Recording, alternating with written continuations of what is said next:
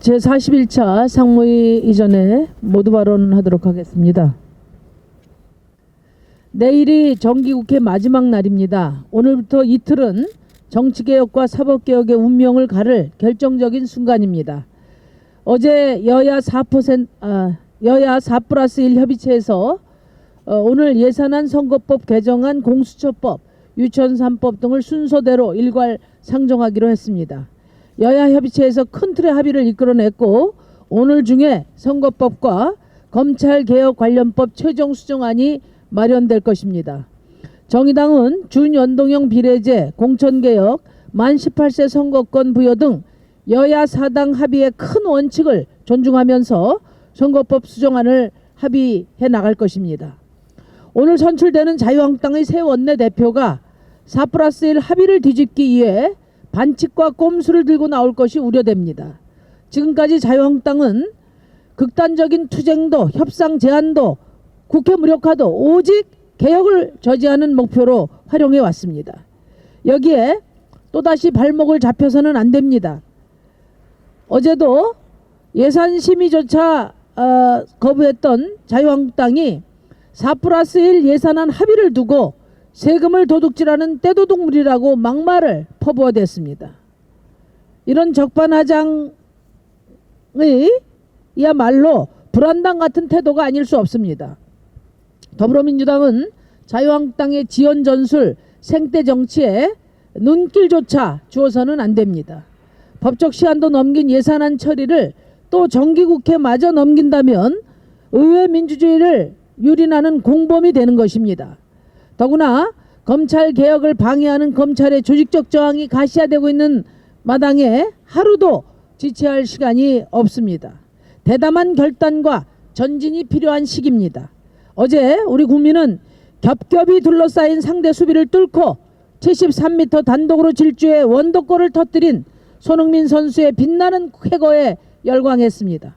국회도 이제는 국민들께 애타게 기다리시는 개혁의 원더골을 터뜨릴 때가 되었습니다.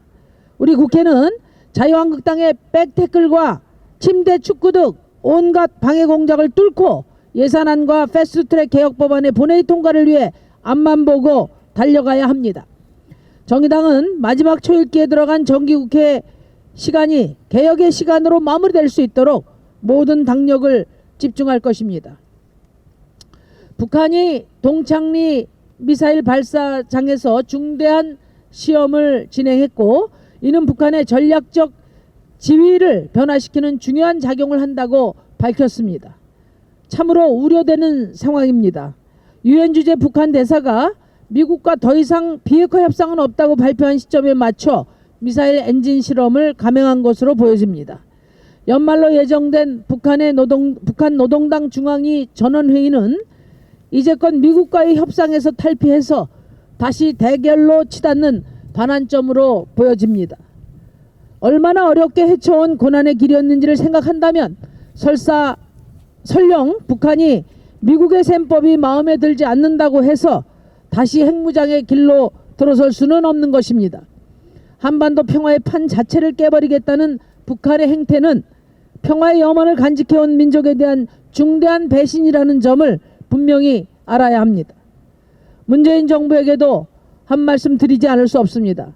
북한과 미국의 협상 결과만 기다리고 있는 것은 중재자가 아니라 방관자가 되는 것입니다. 더 이상 동맹의 등 뒤에서 기다리는 자세로 우리의 운명을 개척할 수 없습니다. 평화의 창문이 닫히도록 방관해서는 안 됩니다. 민족의 자전과 평화의 시대를 여는 막차가 떠나려는 이 시점에 중대 결심은 문재인 대통령의 몫입니다. 문재인 대통령은 그동안 일괄 타결과 선비핵화만 내세운 미국에 대해서도 할 말을 해야 합니다. 트럼프 대통령에게 북한과의 대화의 모멘텀을 이어갈 수 있는 적극적인 행동을 요구해야 합니다. 또 아예 집무실을 판문점으로 옮기는 한이 있어도 북한 김정일 위원장과 끝장을 보겠다는 결기도 보여야 할 것입니다. 평화의 촛불을 살리기 위해 정의당은 여야 제 정당에게 한반도 평화의 단합된 힘을 결집하자고 제안드립니다. 이제는 정당을 초월해서 정치권이 혼연일체가 돼서 한 목소리로 평화를 외쳐야 합니다. 이를 위한 초당적인 대화를 촉구합니다. 아까 김정일이라고 하셨습니다. 아, 어디지? 다시 한 대목 읽겠습니다. 또 아예 집무실을 판문점으로 옮기는 한이 있더라도 북한의 김정은 위원장과 끝장을 보겠다는 결기도 보여야 할 것입니다.